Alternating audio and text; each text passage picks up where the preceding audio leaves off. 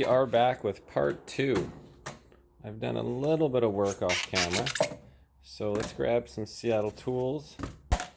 And I got the subframe, the end piece. I was hammering it on the bike, but it wasn't working very well for me. You can see it's bent down here at the bottom. Maybe you can, maybe you can't. There you go. And then it's also at the top. So I'm trying to get the bottom over more.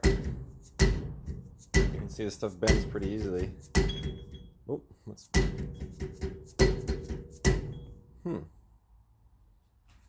Interesting. Yeah. I gotta get down in the corner more. Use this one. Okay, it's looking pretty good now. Take it out of the vise.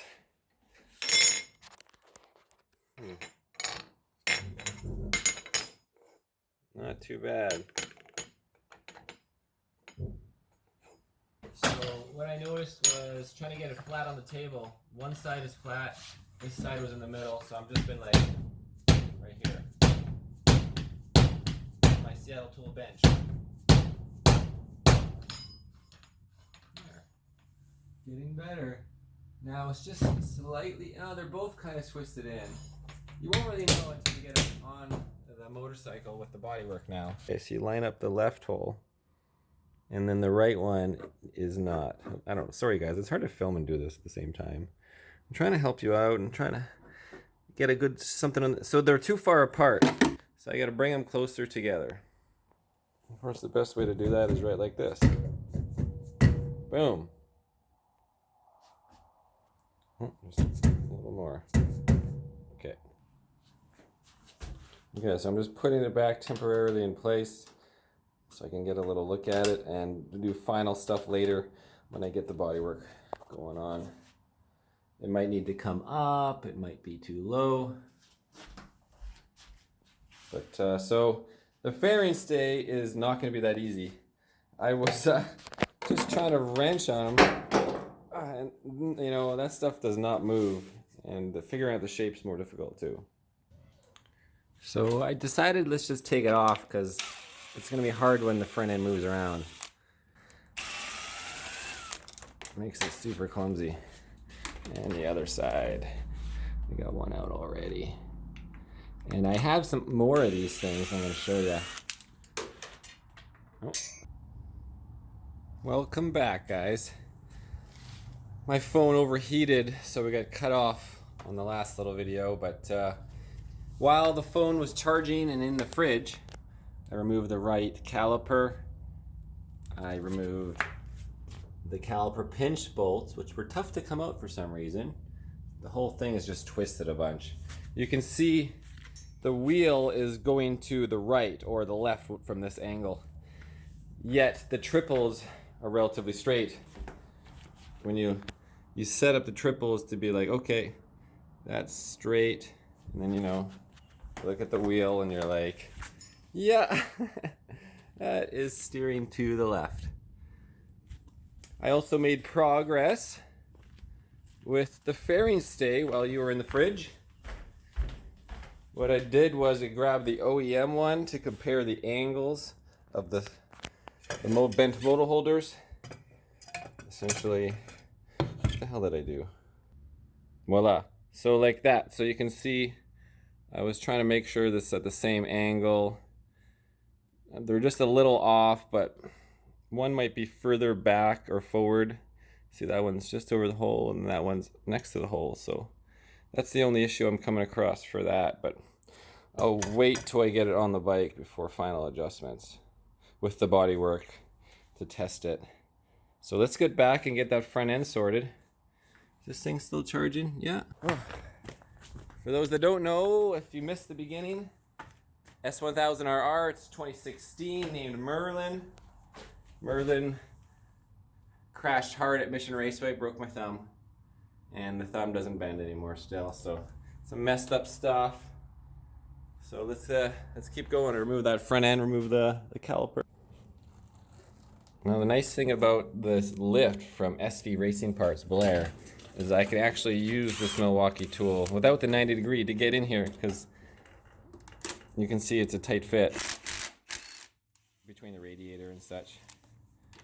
So now, I've mentioned this in videos before about opening the brake pads before you pull it off, so you don't have to like have an issue. So you start, I don't have no pins in this one, you can see there's no pins too, but like I take the caliper and trying to force the pads back. It's like spread them, so the next time you go to put it on, you're like, okay, well, you see the pads, right? You see a little discolored from that hard braking. And then you just go and you just slide them right on. They're not like, oh, you're not like, oh crap, and then trying to separate them with a screwdriver or something stupid. And then I just take a bungee and bungee them back because I want to do lots of work in the area. Now, some of you might be wondering is, why don't I have the bike on the motorcycle lift? You know, the actual garage. This is more like secondary garage storage or whatever. Well, it's because I'm working on the front end, and if I have it on the lift, then I can't use this sweet side stand by Irnieracing, and which completely gets the front end loose in the air. You know, you can also test out your steering dampener, and I got a little bit of looseness in there now. I'll switch that out because I have a few more rebuilt. Yeah, I have like 4 Öhlins dampers because I keep blowing them out, and so I had some rebuilt actually with different valving, so that'll be an interesting test. But yeah, you see how the calipers are hanging around. And so the next step, maybe I'll leave the wheel on just for now, and I'm gonna loosen up the lower triple completely, both sides, and maybe the fork will go boom. And if it doesn't, then I tighten those back up and I loosen the top up.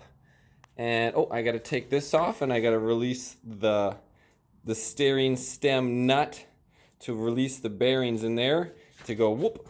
Hopefully it all comes back in line. Well, unfortunately, my rim is bent. Now, it doesn't appear to be bent beyond usability, but I do need to get it straightened. So I threw it on my balancer, my static balancer, and I was using my dial indicator. And so, unfortunately, I don't have a mount. For some reason, I've never used it before, I've never had to use it, and it should mount onto here, but I don't know what happened to the mount bracket or whether it even came with one. So anyways, the idea is you spin the wheel and you would mount it, but I was just holding it really carefully. And so if you hold it really carefully, the dial, it's in that range, right? So this side is relatively straight, within reason of my issues of holding the dial. Now on this side, pick up that wheel spade. Look, the dial jumps. Bam. And bam. So it's jumping where I put that X. There it is. And you can see,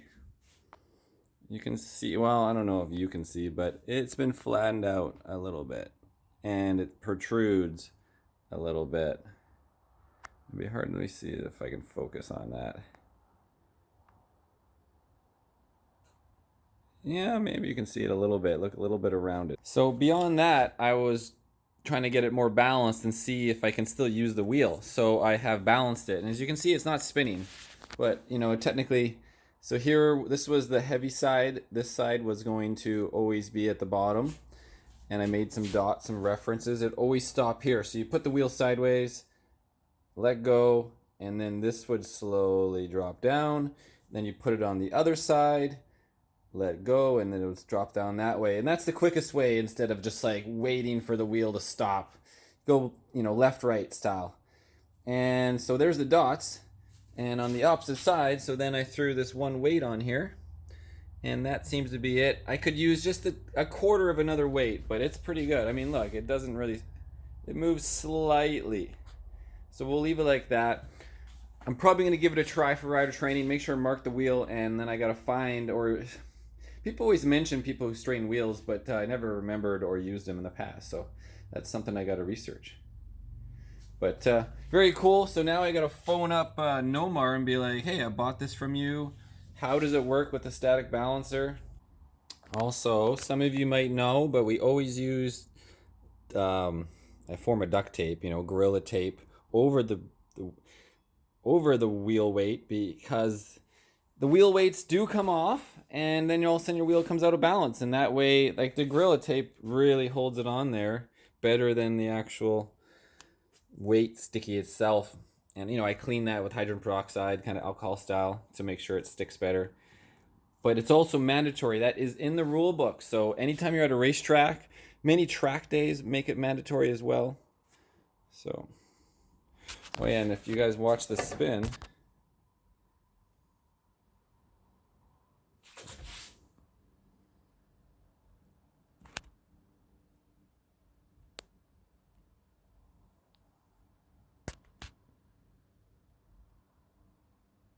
there you can sort of see it go whoop. All right, boom, boom.